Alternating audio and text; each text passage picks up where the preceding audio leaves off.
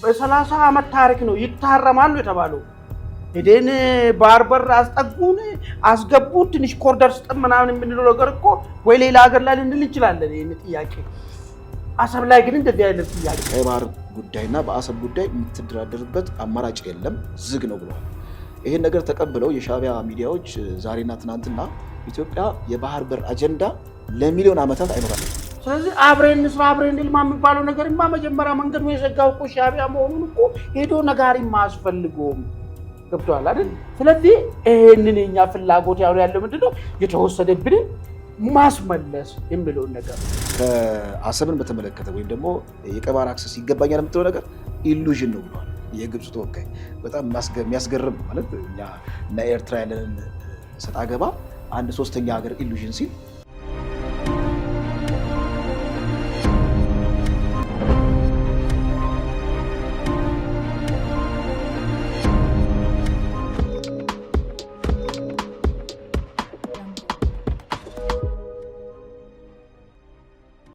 ሰላም ጤና ይስጥልኝ ውድ ተመልካቾቻችን፣ የዛሬውን የዕለታዊ ዝግጅታችን ጀምረናል። እንደተለመደው ቻናላችንን ላይክ እና ሰብስክራይብ እያደረጋችሁ እስከ ፕሮግራማችን መቋጫ ድረስ አብራችሁን ቆዩ። የኤርትራው የውጭ ጉዳይ ሚኒስትር ከቀይ ባህር ጋር በተያያዘ አንድ አወዛጋቢ መረጃን አስተላልፈዋል። በተለይ ወደ ኒውዮርክ ወደዛ ባቀኑበት ጊዜ ቀይ ባህርን ወይም ደግሞ አሰብን በተመለከተ ለንግድ አገልግሎት እንጂ ፖለቲካዊ ወይም ደግሞ ወታደራዊ ለሆኑ ዓላማዎች ለመጠቀም ወይም ደግሞ ለማስጠቀም በራችን ዝግ ነው፣ በማንኛውም አማራጭ ኤርትራ በዚህ ጉዳይ አልትደራደርም ብለዋል። ሌላው መረጃችን ወደ ግብፅ ነው የሚያመራው። ግብፅ እዚሁ ጎረቤታችን ሶማሌ ላይ የሰላም አስከባሪ ኃይል ለማሰማራት ከውጭ ጉዳይ ሚኒስትር ከሶማሊያ ውጭ ጉዳይ ሚኒስትር ጋር እንደተወያዩ መረጃ ወጥቷል። ይህ ጉዳይ ለኢትዮጵያ ላይ የራሱ የሆነ አንድምታ አለው። እሱ ላይም በስፋት እንሄድበታለን። አንድ ጀኔራል ከቤታቸው ጦርነት እቅድን በተመለከተ ተሰርቆ የወጣ ሰነድ በጣም እያነጋገረ ነው። በዚሁ ዙሪያ ላይም የምንለው ነገር ይኖራል። እናንተም እንግዲህ ውይይታችን ላይ የራሳችሁን ሀሳብ እያወጣችሁ አብራችሁ እንድትቆዩ እንጠይቃለን። አማን እንዴት ነህ? ሰላም ድር እንዴት ነው? መንደርደሪያ የዚህ የኤርትራ ጉዳይ ነው። የኤርትራ ጉዳይ በተመለከተ በስፋት በተደጋጋሚ ሀሳቡን ገልጸናል።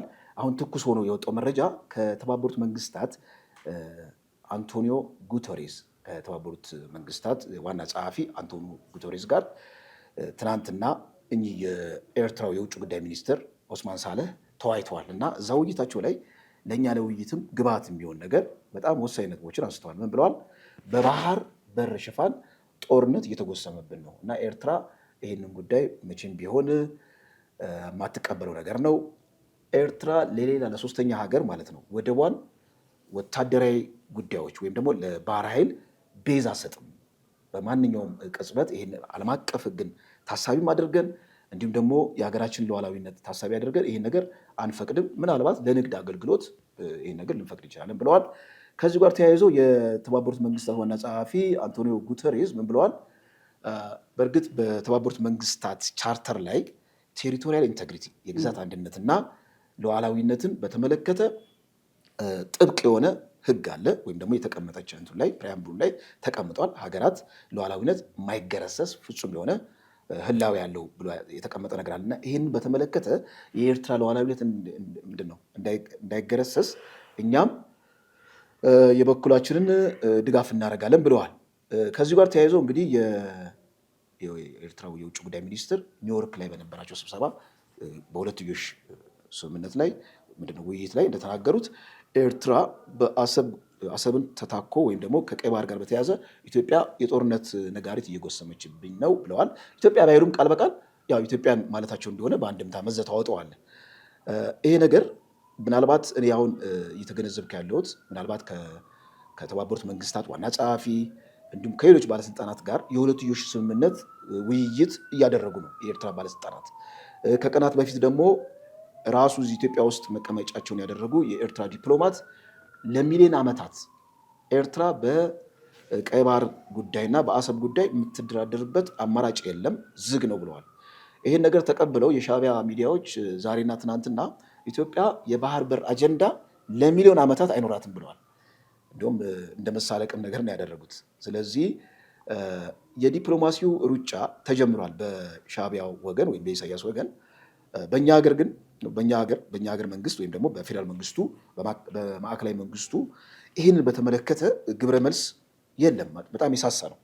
እነሱ በሚዲያም በዲፕሎማሲውም ረገድ በጣም እየተሯሯጡ ነው እና ዝምታው ከምን የመነጨ ነው? ወይስ በዚህ መልኩ መሄዳችን የኤርትራን የኃይል የበላይነት በዲፕሎማሲው ረገድ የኃይል የበላይነትን እውን አያደርግም ወይ ብለን እንድንጠይቅ ያደርገናል። እስቲ እዚህ ላይ የተወሰነ ሀሳብ ብታክል። መልካም ደሬ፣ ጥሩ መረጃ ነው ያነሳው። እንግዲህ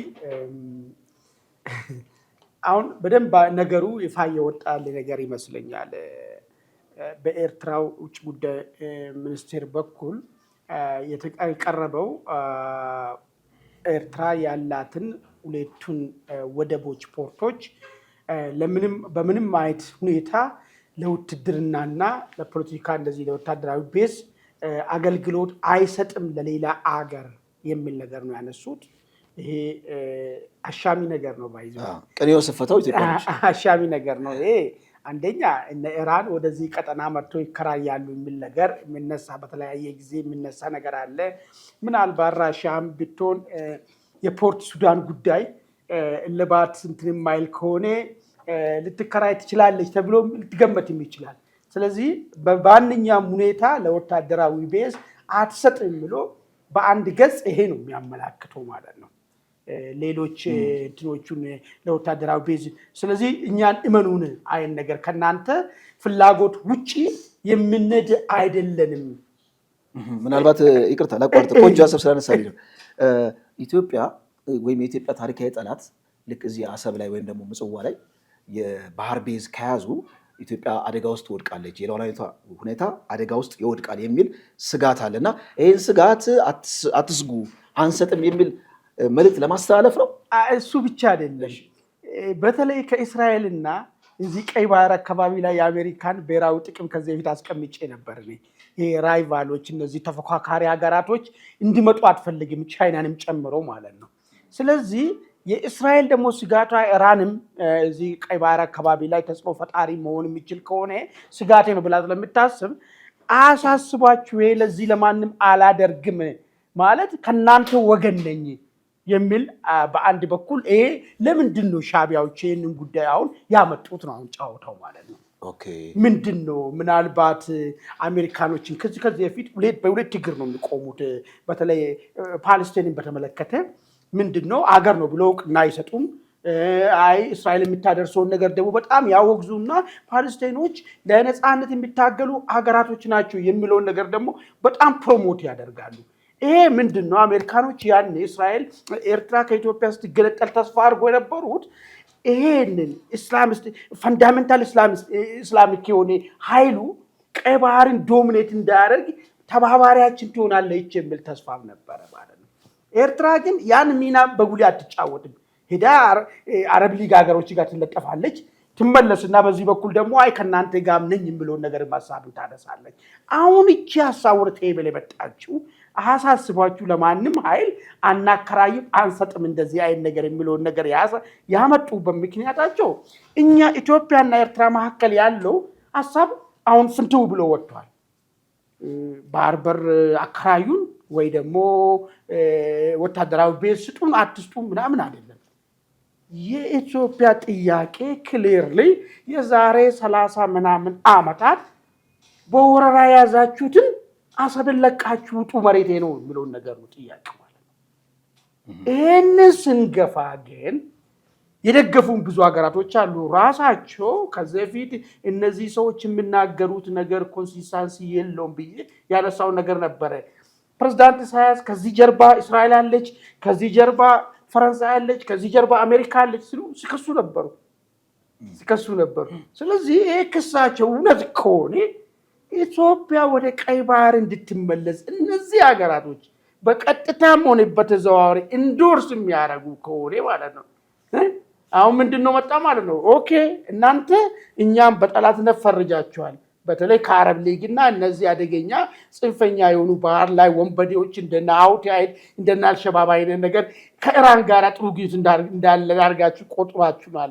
ስለዚህ ኢመኑን እኛ ባህር በራችን ለየትኛውም ሀገር ወታደራዊ ቤዝ አንሰጥም ማለት በኢትዮጵያ በኩል የመጣውን ፍላጎት ያዙልን እያሉ ነው ያሉት ማለት ነው። እሺ እሱ እንደ አንድ አማራጭ ነው ይችላል። ሁለተኛ ሐሳብ ግን እዚሁ ጋር ማከል የሚችለው ነገር ኢትዮጵያና ኤርትራ ወደ ድርድር ቢገቡ በሶስተኛ ሀገር ወይም ደግሞ በዓለም አቀፍ ተቋም ወደ ድርድር ቢገቡ ኤርትራ ከኢትዮጵያ ጋር ልትነጋገር የምትችለው ወደቡን በተመለከተ ሸቀጥ ለማራገፊያ ብቻ ነው እንጂ ወታደራዊ ቤዝ ወይም ደግሞ የባህር ኃይልን አክሰስ በማግኘት ረገድ እሱ በሩ ዝግ ነው የሚለውን ነገር መልእክት ለማሳለፍም እሱ ጥሩ ነው። ምናልባት የኛ ለዛ ነው እኮ በዚህ በኩል ያለው ጥያቄ አንድ ስቴፕ ከፍ ብሏል። ባለቤትነት ነው የኛው ባለቤትነት ጥያቄ ነው።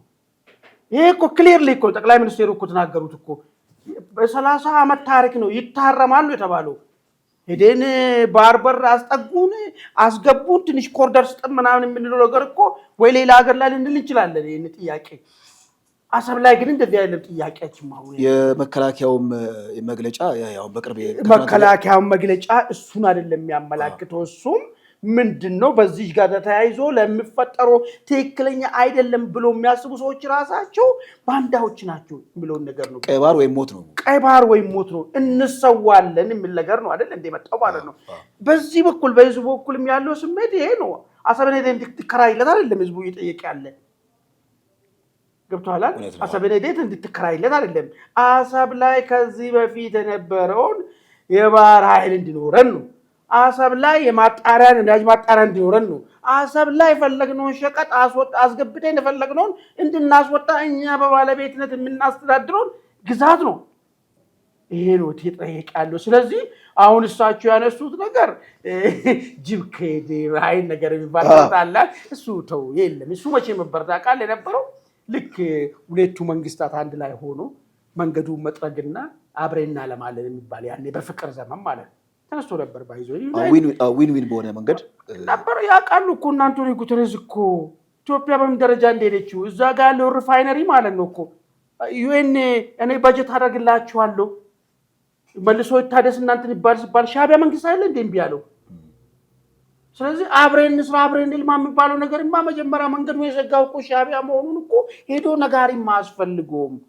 ገብቷል አይደል? ስለዚህ ይሄንን የኛ ፍላጎት ያለው ምንድነው የተወሰደብንን ማስመለስ የሚለውን ነገር ነው።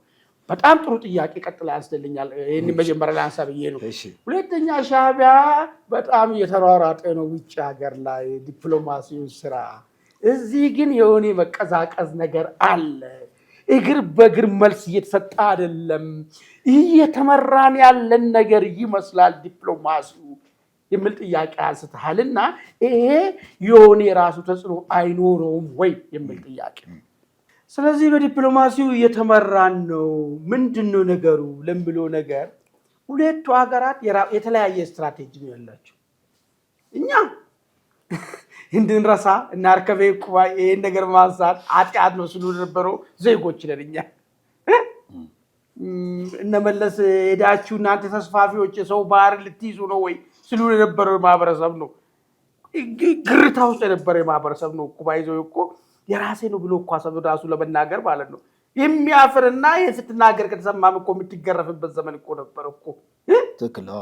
ተስፋፊ ተብለህ እኮ ፖለቲከኛ ሆነ የነሳብታ ትምክህተኛ ተብለህ እኮ የምትሸማቀቅበት በኢትዮጵያ ቴሌቪዥን እኮ ትሸማቀቃለህ እኮ። አሸማቃቂዎች ዛሬም ጋዜጠኛ ሆነው ቁጭ ብሏል። የሚገርም ነገር ያኔ የሚያሸማቅቁት ዛሬም የሚገርም ቁጭ ብሏል።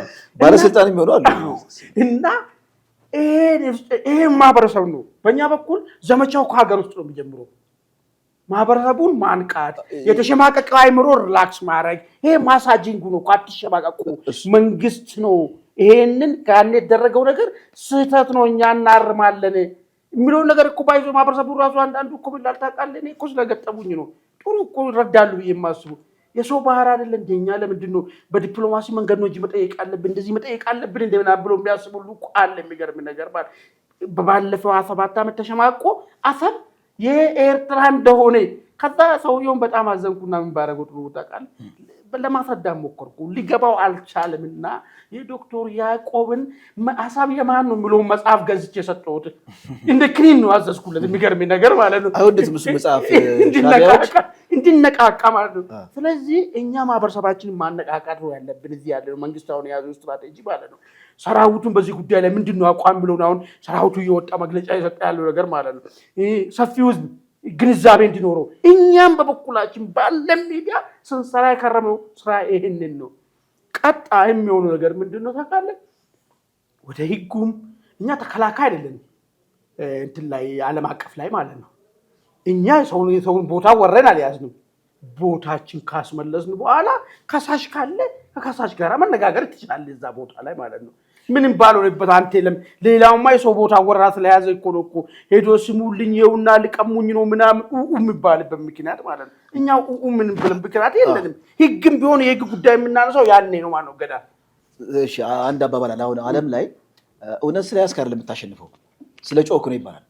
እና በጣም ከመጠን በላይ መጮህ አለብህ። የያዝከው ውሸትም ሊሆን ይችላል፣ አሸናፊ ትሆናለህ የሚል ነገር ነው። ጩኸት ደግሞ በዲፕሎማሲ ነው የሚታየው። ለምንድን ነው ያነሳውልህ? እኛ ሀገር አንድ ክፍተት አለ። ወያኔ የህግ ማስከበሩ ዘመቻ ጊዜ ከወያኔ ጋር በነበረን ትግል ዓለም አቀፍ ኮሚኒቲውን በሎቢስቶች፣ በዲፕሎማቶች በሙሉ በአናሊስቶች አጥለቅልቆ እንዴት ኮርነር እንዳደረገ ኢትዮጵያን እንዴት ኮርነር እንዳስደረጋት እናውቃለን። እና ያ ትራክ ሪከርድ አለ። ይሄ በዲፕሎማሲው ረገድ ያለው ዝግጁነት በጣም ዝንጉነት ካለ ሻዕቢያ የሌለውን ጥንካሬ እንዳይላበስ ያሰጋል ነው።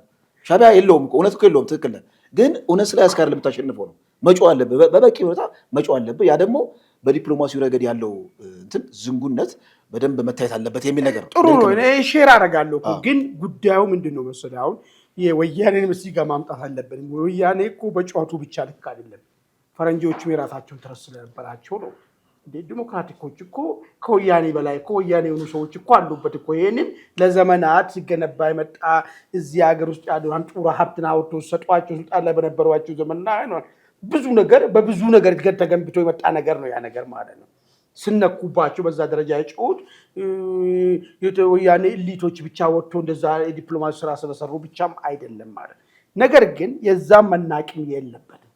ይሄኛው ግን ምንድን ነው የሚሆነው መሰለህ? ሁለት ራሳቸውን የቻሉ ሀገራት በሆነ ጉዳይ ላይ ነው እየተጋጩ ያሉት። ጉዳዩን ደግሞ ዓለም አቀፍም እኮ ያውቃል እኮ። ኢትዮጵያ ከ30 ምናምን ዓመት በፊት የባህር በር ባለቤት ነበረች። ባለፉት 30 ዓመታት እንዴት ምን አይነት ጅል አገሮችና ብጨንቃቸው ከዚህ ቤት አንስተናል አይደል? የአልጀርስ ጉዳይ ላይ ማለት ነው። የአሰቡን ጉዳይ አንሱትና በዚህ ሂደት ውስጥ ይታየስ ብሎ ፈረንጆች በማያገባቸው አሸማጋይ ሆኖ መጡ ሰዎች ማለት ስምነት አይ አናነሳም ብሎ ኢትዮጵያ ሰዎች ናቸው እንደዚህ ያሉት። እና ስለዚህ ይሄንን በኢትዮጵያ ላይ የተሰራውን ተንኮልና ደባ ሰፈር እኮ ፊል እኮ ያደርጋሉ እኮ ዓለም አቀፍ ማህበረሰቡ ማለት ነው። ገብቶሃል አይደል? ከዛ በኋላ ያለው ነገር ላይ መሰራት ያለበት የዲፕሎማሲ ስራ በደንብ ጥያቄ የለውም። ገብቶሃል አይደል? በደንብ በተለይ ደግሞ በዚህ ጉዳይ ላይ ሻርፕ የሆኑ ሰዎችም ማለት ነው። በዚህ ጉዳይ መንግስት ማሰባሰብና የሀገር ጉዳይም ስለሆነ ልዩነታችን ወደ ጎን ትተህ በዚህ ጉዳይ ላይ በደንብ ወጥቶ ከሚሟገቱ የሚያስረዱ በተለይ ደግሞ የደርግ ሰዎች የሚገርም ነገር ማለት እነሱ በዚህ ጉዳይ ላይ ትልቅ ሮል ሊጫወቱ ይችላሉ ማለት ነው።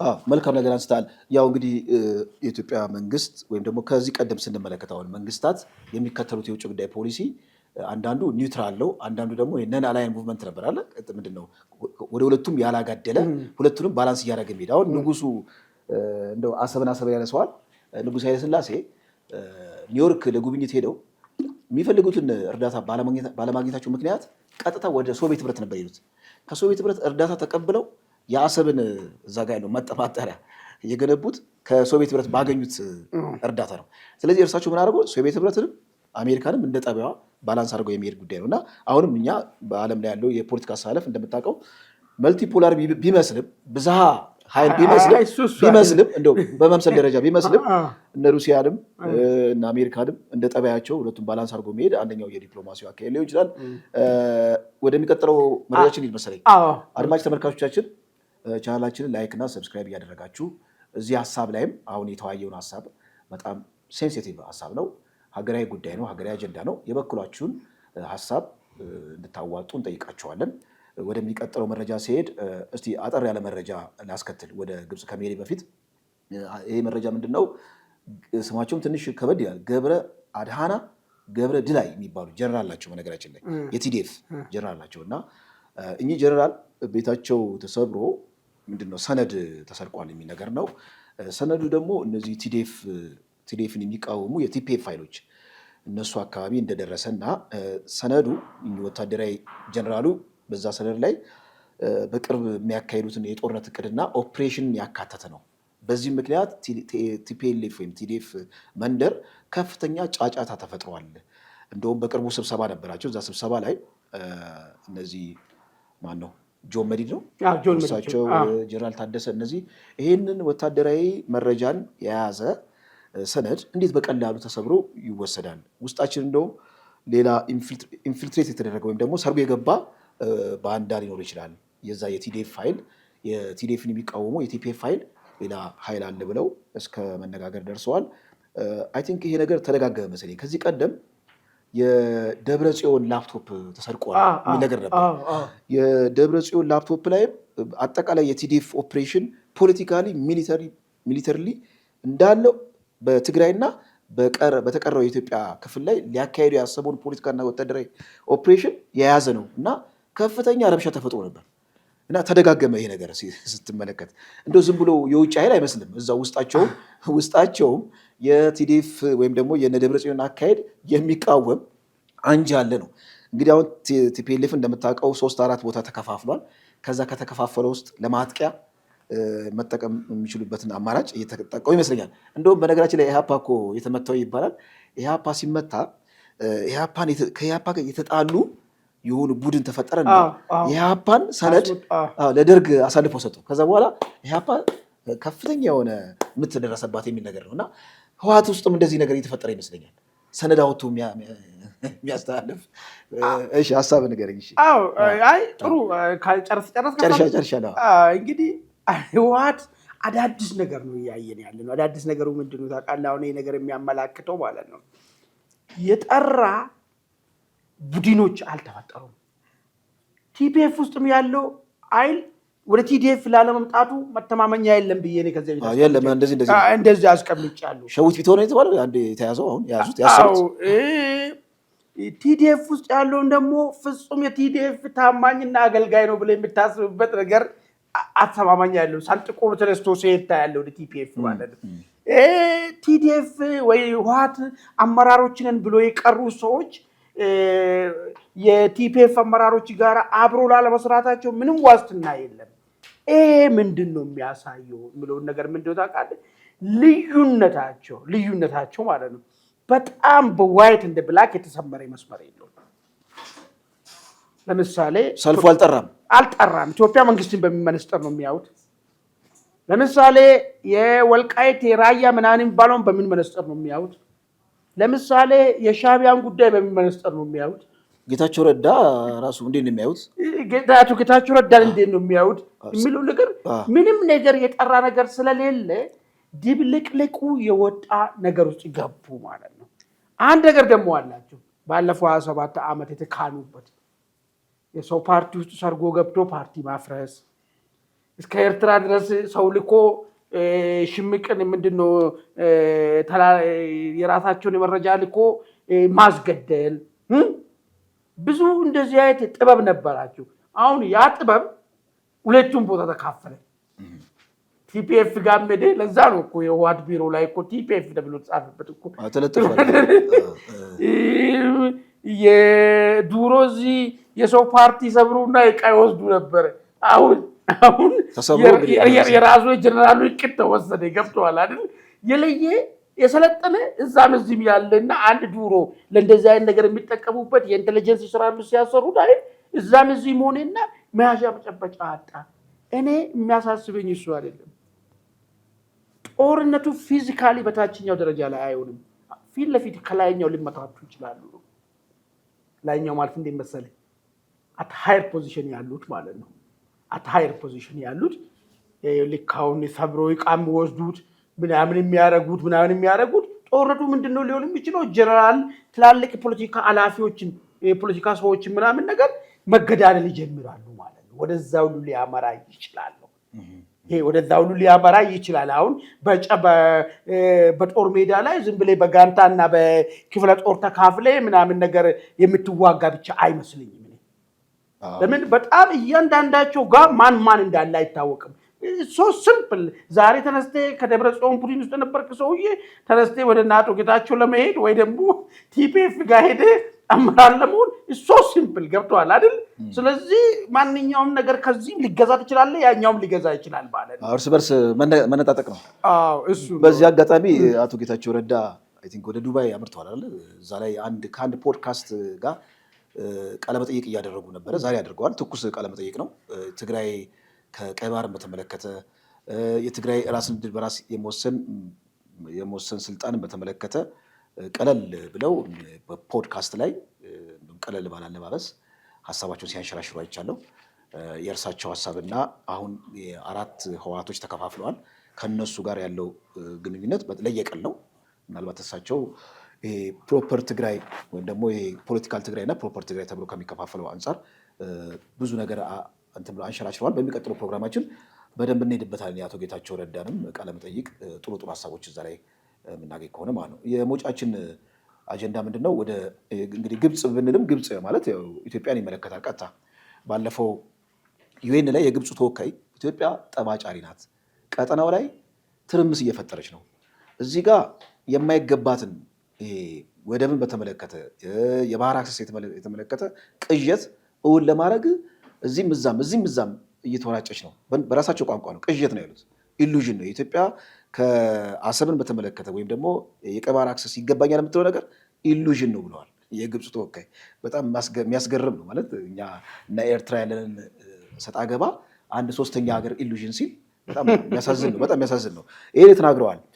ከዚህ ጋር በተያያዘ አሁን የምንሄድበት ምንድን ነው በጣም ይመለከተን እንግዲህ ግብፅ ጎረቤታችን ሶማሊያ ላይ ሰላም አስከባሪ ኃይል ልታሰማራ ነው። ከዚህ ቀደም ጌዶ የሚባል አካባቢ፣ ጌዶ ማለት ለኢትዮጵያ ኩታ ገጠም ድንበር አካባቢ ነው። እዛ አካባቢ ሰላም አስከባሪ ኃይል አሰፍራለሁ ብላ አይ ቲንክ ጠቅላይ ሚኒስትሩ ናቸው ያሉት የተከላከሉት የሚል ነገር ነው መረጃው። እዛ አካባቢ ማድረጓ ያው ዲተረንስ ነው። የኢትዮጵያ ጋር ያላትን ሽኩቻ የጦር ኃይል አጠገብ አስቀምጣ ምናልባት የተለያየ ፖለቲካ ትርፍ ለማትረፍ ሊሆን ይችላል። አሁን ግን ቦታው ተቀይሮ ሸበል የሚባል አካባቢ እዛ አካባቢ ነው የሚሰፍረው ነው የሚለው። 5 ሀገራት ናቸው እንግዲህ ሶማሊያ ውስጥ ጦራቸውን የሚያሰፍሩት ኢትዮጵያን ጨምሮ 5 ሀገራት ናቸው። አሁን የግብፅ እዚያ አካባቢ መምጣቷ ጠቅላይ ሚኒስትሩ በእኛ ግዛት በእኛ ቴሪቶሪ ውስጥ ኢትዮጵያና ግብፅ እርስ በርስ እንዲዋጉ አንፈቅድም ብለዋል። ለምን እንደዚህ ያሉ? የህዳሴ ግድብን በተመለከተ ሰላም እየተሰማት አይደለችም ግብፅ። ስለዚህ ግብፅ ከሰላማዊ አማራጭ ባሻገር ትንኮሳ ልፈጽም ትችላለች። መሬት ላይ ያለውን ጦር ምናልባት ትንኮሳ ልፈጽም ትችላለች። ኢትዮጵያም ያን ደግሞ የመልስ ምት ልትሰጥ ትችላለች። ስለዚህ ወደ ግጭት ወደ አስፈሪ ግጭት ሊያመራ ይችላል የሚለው ስጋት ምናልባት እውን እንዳይሆን ከወዲሁ አናሊስቶች እየተነበዩ ነው። ኢትዮጵያና ግብፅ በሶማሌ መሬት ላይ ሊጋጩ ነው ወይ? እስቲ እዚህ ላይ ምንድን ነው መሰለህ እኔ አሁንም ጫወታው በማን እጅ ላይ ያለ ይመስለኛል። በአህመድ ሼክ መሐመድ ሼክ ጋር ነው ያሉት ፕሬዝዳንቱ ጋር ማለት ነው። ለምን መሰለህ እንደዚህ ያልኩት? እሳቸው መጫወት የፈለጉት የመሀል ጫወታ መጫወት ፈልገዋል። በዚህ በኩልም ከኢትዮጵያ ጋር ያለውን ነገራቸውን ምስሙዝ ማድረግ፣ በዚህ በኩልም ደግሞ ግብፅን ደግሞ ሸክፎ መያዝና ኢትዮጵያን የሆነች ሀሳብ የሚቀየር አይን ነገር ከሆነ አይን ነገር ማለት ነው ብሎ እንደ መደራደሪያ ሊያደርጓት የፈለጉ ነገር ይመስለኛል ግብፅ። ይሄ ነገር ግን ዞሮ ዞሮ ከኢትዮጵያ በላይ ራሳቸው ሶማሊያ ላይ ነው መልሶ የሚባርቆ ይሄን ጉዳይ። ግብፅ እንደሚታወቀው ከኢትዮጵያ ጋር ላላት ኮዟ ነው እንጂ ከምንም በላይ ሰላም አስከባሪ እንትኑን ፈልጋም ለሶማሊያም ተቆርቅራም አይደለም ወደ ቦታው ላይ እየመጣች ያለችው። አንድ ሩም አንድ ቀዳዳ አገኛለሁ ከዛም እነሱ የሚፈልጉ ሌላ ነገር አይደለም። ባይዞ ግብጾች ቀጥታ ጦርነት አይደለም በተለያየ ጊዜ ስናነሳ ነበረ። ኢትዮጵያን አንስቴብል ማድረግ ነው። ኢትዮጵያ ሁሉ ጊዜ እንድትወጠር ነው። የምትወጠርበት ምክንያቱ ደግሞ ያለው እነዚህ መጋቢ ወንዞች ላይ ሌላ ፕሮጀክት እየተያዘ ነው። አሁን ትልቁ ነገር ውሃን ዩቲላይዝ የሚያደርገው የመስኖ ስራ ነው። እሱ ነገር ሊጀመር እንደሆነ ስለሚያውቁ ይሄ ኢልም እውን እንዳይሆን በተቻለ መጠን የኢትዮጵያ መንግስት ተሰቅሶ ሊይዝ የሚችል ነገርና ሰላም ሊያሳጣ የሚችል ፕሮጀክትን ወደ ኢትዮጵያ ውስጥ ኢምፖርት ለማድረግ ነው እነሱ የሚፈልጉት ነገር እንጂ ቀጥታ ግብጾች ቀጥታ ድንበር ላይ ሊዋጉ ምናምን ባይዋጉም ሰርጎ ገቦች እንዳልከው ለምሳሌ ቅርብ መሆናቸው ሰርጎ ገቦችን በማሰልጠን ወደ ኢትዮጵያ ማስገባት እሱን እኮ ነው ሆሉን ነው እያገኙት ማስገባት ይቻላል። አዎ እሱን ነው እያገኙት ያሉ ነው። ሶማሊያው ፕሬዝዳንት ላይ ነው መልሶ መላልሶ ሪቫይዝ ያርጉ ያስቡትና የግብፅን ጉዳይ ካላቆሙ አንተን እዛ አስቀምጣለሁ ይሄኛውን እዚህ አስቀምጣለሁ የሚል ጫውታ የማይሆን ጫውታ ነው። የማይሆን ጫውታ ማለት ፕሮ ግብፅና ፕሮ ሻቢያ የሆኑ አንድ ተቋሚ ፖለቲከኛ አሉና ፕሬዚዳንታዊ ምርጫ የዛሬ ዓመት ይካሄዳል መሰለኝ 6 ወር በኋላ ይካሄዳል እና እሱም በጣም ፕሮሞት እያደረጉት ነው ሻቢያና ግብጾች። አሁን እኮ ራሱ የመከላከያ ሚኒስትሩን ነው እንግዲህ ካይሮ ድረስ የጠሯቸው ለዚህ ጉዳይ። ስለዚህ እንደው ለዚህ ጉዳይ ብቻ አይመስለኝም አጠቃላይ ቀጠናው አካባቢ ከኢትዮጵያ ጋር ያለው ግንኙነት ምንድነው የሚለው ነገር ዲስከስ ያደርጋሉ። ያው አሁን የሶማሊያ ፖለቲከኞች እኮ ይሄንን ያው ከኤርትራ ድጋፍም ለማግኘት ምናምን አይን ነገር አጋጣሚው ለመጠቀም ምናምን ከግብጽ ሁሉ ጊዜ ከኢትዮጵያ ጋር ቀጥተኛ ጥገኛ ነው ባይዘው እኮ ነው። እኔ ብዙ ጊዜ እኮ አንስቻለሁ እኮ 100% ኦፍ እኮ ውሃ ከዚህ እኮ ነው የሚሄደው እኮ በጣም በእጃችን ላይ ያሉ ሀገራቶች ናቸው እኮ። የሚገርም ነገር እኮ ገና ላይ ዋቢ ሸበሌን እኮ ዩቲላይዝ ማድረግ እኮ ከጀመርን እኮ ምን አይነት ችግር ሊፈጠር ይችላል የሚለው ነገር ሌላ ህዳሴ እኮ ነው እኮ ያለበት እኮ ምን ይዘህ ነው አሁን እንትን የምትልበት ምክንያቱ ማለት ነው። ለእኛ ይሄ ውሃ በትክክል መሪዎቻችን ማየት ከጀመሩ እኛ እኮ ኒውክለር እኮ ፈጣሪ ኒውክለር አስታጥቆን እኮ ነው እኮ የፈጠረን እኮ ገብቶሃል። ብዙ ነገር መደራደር የምንችልበት ነገር አለ በውሃችን ማለት ነው። ካለን ሰዓት አንጻር እንግዲህ ዛሬውን ዝግጅት በዚሁ እንቋጭ። አድማጭ ተመልካቾቻችን ቻናላችን ላይክ፣ ሰብስክራይብ እንድታደርጉ እየጠየቅን የዛሬውን ዝግጅታችን በዚህ ቋጭተናል። በሚቀጥለው ዝግጅት እስክንገናኝ ድረስ ቸር ቆዩ።